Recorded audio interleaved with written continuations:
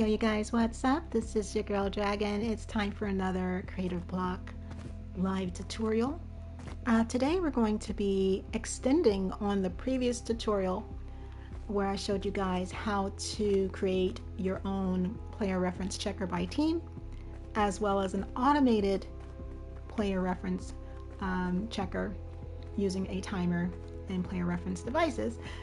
Today we have a very cool question coming from Kay in the community, and they want to create a player reference checker where it practically happens per player. A player can go press a button and check their eliminations, and each player that goes up, they're able to check their own stats. So I'm going to show you guys how to make that. I'm going to show you the settings, and hopefully it helps you on your next project. Again, this is a live tutorial, and if you guys are catching this on Twitch, what's up? And it'll be uploaded to YouTube here soon thereafter. So if you do have any questions, post them in the chat or in the comment section below. In addition to that, I'll also include the tutorial that I've done for these two if you didn't get a chance to catch it. That way you can check it out. It might help you in your next project. All right, so what we're going to first do is do a play test so you can see what we're building, and then I'm going to walk you through the process, and then I'm going to show you the settings. So let's do it.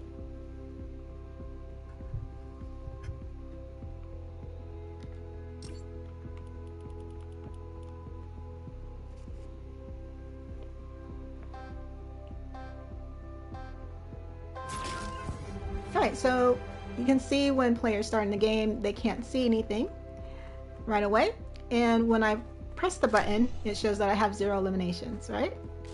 And then when second player goes to press the button, it should show that they have a 0 eliminations as well. See? When they turn the button off, it disables the player reference device and it clears it. Now, let's see what happens when I do make an elimination. All right, time to check my stats. All right, cool. And if player 2 goes to check their stats, it should show 0, right? Awesome. Now, when I go to check my stats, it should still show 1. All right, so that's what we're building. And it continues to behave that way every time an elimination is made. Now let's see what happens if player 2 makes an elimination.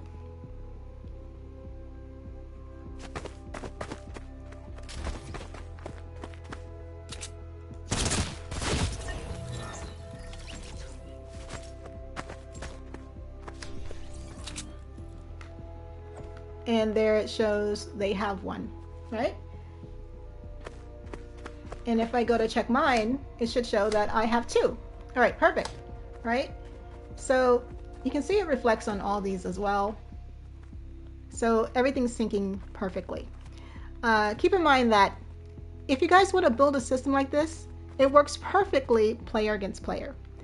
However, you may run into some issues if you're trying to show eliminations and it's player against bots.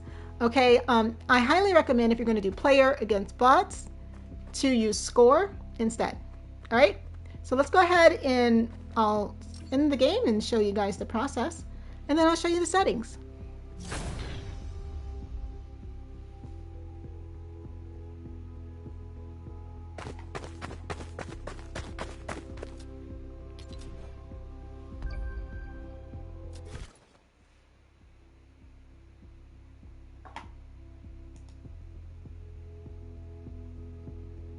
All right, so here we are. And let me go ahead and walk you guys through the process. When the players spawn in, it's going to disable the player reference device. That way that when the players come into the game, they don't see it, right? Next, this is not going to register to a player until they press the button. I highly recommend that you use a switch instead of a button because you can send an event when it's turned on, and you can send an event when it's turned off. In this instance, for this process, when the switch is turned on, it's going to register the player and activate the player reference device.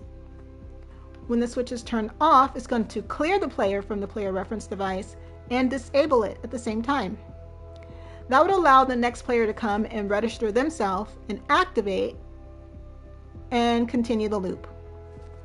Very simple process. So let's go ahead and jump into the settings. First things first, you need to send an event to disable the player reference device. That is because when you look at the player reference device, they don't have the option to enable on phase. Therefore, that means that when the game starts, it's automatically viewable. So we have to stop that from happening. What I'm using is a channel device that when the player spawns into the game, it's going to disable the player reference device. If you want to use that, let me go ahead and show you the settings. Let's see here when it's transmitted on the player spawner. Here, it's going to disable the player reference device. So we have it set to TM1 PR2, and then here it is right here. All right, cool. So once that's done, you can go ahead and set up your switch, set up your player reference device, which should already be there, and of course your weapons. Now let's take a look at the switch.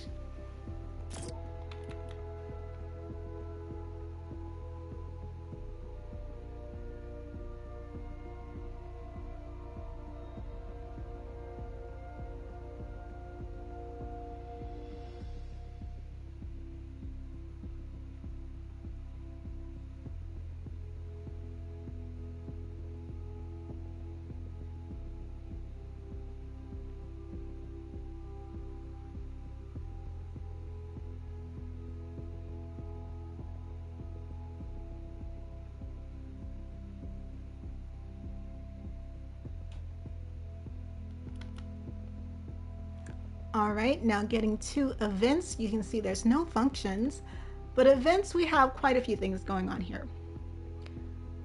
So let's see here.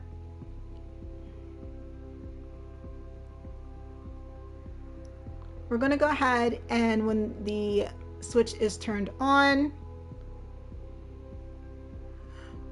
we're going to, and just go ahead and clear that because this is actually the name device up there, so we don't need that, right? So let me go ahead and go back. So when turned on, we're specifically dealing with player reference TM1 PR2. We're going to register the player. We're going to activate the player.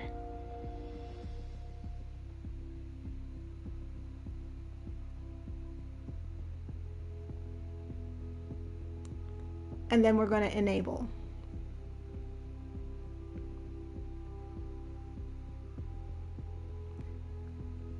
I'm not sure why this is here. It could be a bug there, but let's go ahead and clear that off.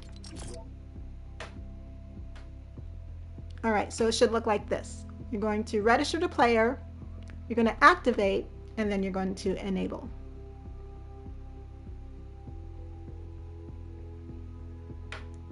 Now when it's turned off, go ahead and remove that. That's from the other mechanic.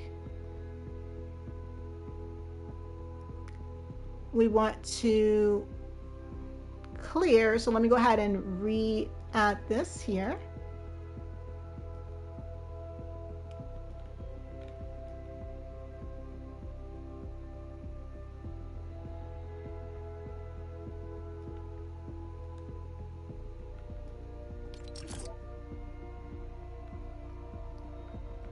So on turned off, we're going to disable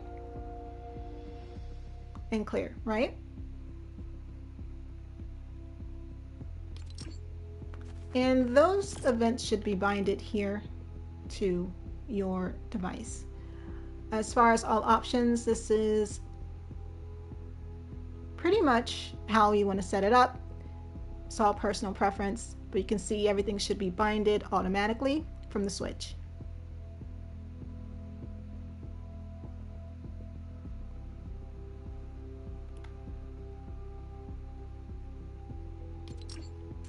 All right, and that's practically it. Let's go ahead and just run a quick test.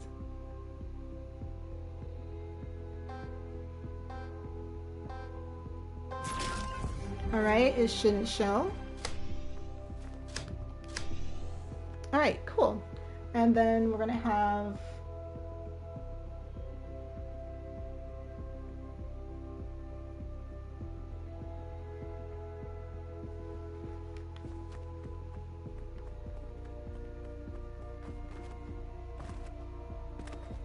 second player come back through.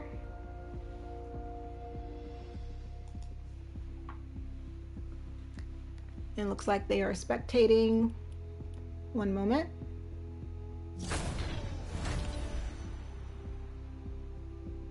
No worries, that's because I have the island setting set that way. Let's go ahead and jump right into it.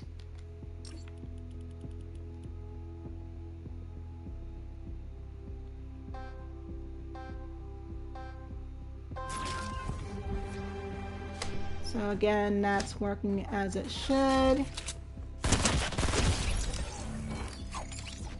Should show 1.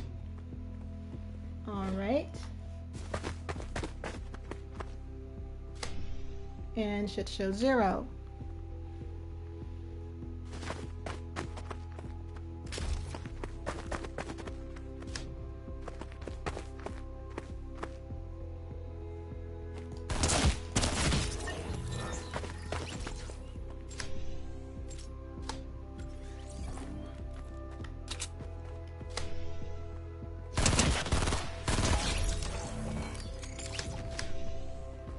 All right, and that's it. That's how easy it is to set that type of system up.